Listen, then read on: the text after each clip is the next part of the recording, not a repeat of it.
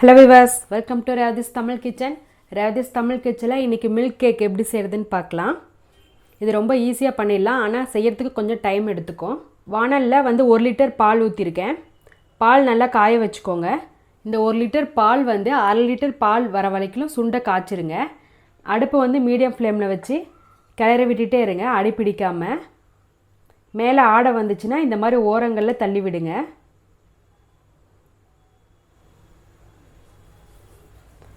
பால் நல்லா கொதி வரட்டும். இது கொதிச்சு சுண்டுறதுக்கு ஒரு 3/4 மணி நேரம் ஆயிடும். அடுப்பை வந்து மீடியம்ல வச்சுக்கோங்க.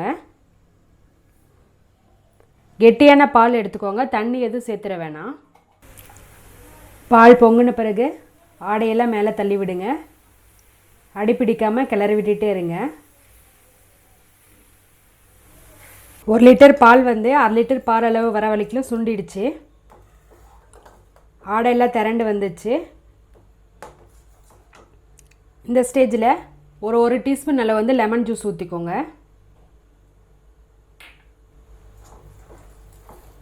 லெமன் ஜூஸ் ஊற்றின பிறகு பால் வந்து திரிஞ்சு வரும். நல்லா மிக்ஸ் பண்ணி விடுங்க. பால் நல்லா திரிஞ்சு வருது பாருங்கள், இந்த மாதிரி வரும்.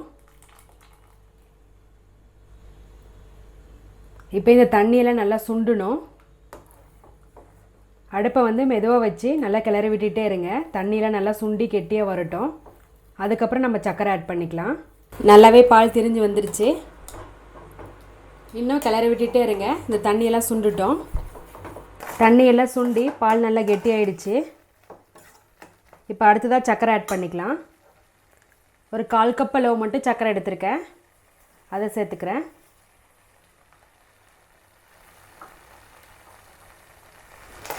சர்க்கரை சேர்த்துனோடனே கொஞ்சம் தண்ணி விடும். அந்த தண்ணியில் நல்லா கெட்டியாகணும். உங்களுக்கு இனிப்புக்கு தகுந்த மாதிரி சேர்த்துக்கோங்க. இனிப்பு நிறையா சாப்பிட்ற மாதிரி இருந்தால் 1/2 கப் சர்க்கரை கூட சேர்த்துக்கலாம். சர்க்கரை கரைஞ்சி தண்ணி விடும். சர்க்கரை எல்லாம் கரைஞ்சிருச்சு. 1 ஸ்பூன் நெய் சேர்த்துக்கோங்க.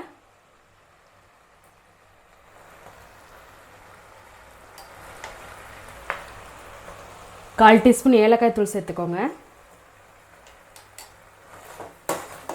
இப்போது மீதி இருக்க தண்ணியெல்லாம் நல்லா சுண்டி கெட்டியாக வரட்டும்.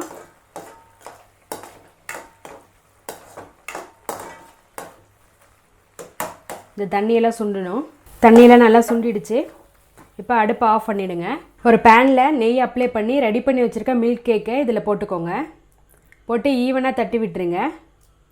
நல்லா ஆறட்டும். ஆறின பிறகு நம்ம பீஸ் போட்டுக்கலாம். பிளேட்டில் கூட வச்சுக்கலாம். உங்களுக்கு எந்த ஷேஃபில் வேணுமோ அந்த ஷேஃபில் வச்சுக்கலாம். ஆறட்டும். மில்க் கேக் ஊற்றி வச்சு ஆறிடுச்சு. நல்லா ஆறின பிறகு வேணுங்கிற சைஸ் வந்து பீஸ் போட்டுக்கோங்க. பீஸ் போட்டு இது வந்து பிளேட்டில் எடுத்து வச்சுருங்க. ஹெல்த்தியான மில்க் கேக் வந்து ரெடி ஆகிடுச்சு. நம்ம பால் மட்டும் வச்சு செய்கிறதுனால குழந்தைங்களுக்கு ரொம்ப ஹெல்த்தியானது. இந்த மாதிரி செஞ்சு கொடுங்க. ஸ்வீட் வேணான்னா நீங்கள் வந்துட்டு வெறும் பால் கூட சர்க்கரை போடாமல் சேர்க்காம கூட குழந்தைங்களுக்கு செஞ்சு கொடுக்கலாம். நீங்களே இதே போல் வீட்டில் செஞ்சு பாருங்கள். எங்கள் சேனலை சப்ஸ்கிரைப் பண்ணுங்கள். பக்கத்தில் இருக்க பெல் பட்டனை மறக்காமல் கிளிக் பண்ணுங்கள். இந்த வீடியோ உங்களுக்கு பிடிச்சிருந்தால் லைக் பண்ணுங்கள், ஷேர் பண்ணுங்கள், கமெண்ட் பண்ணுங்கள். ரேவதிஸ் தமிழ் கிச்சன் பார்க்குற எல்லாருக்கும் ரொம்ப நன்றி.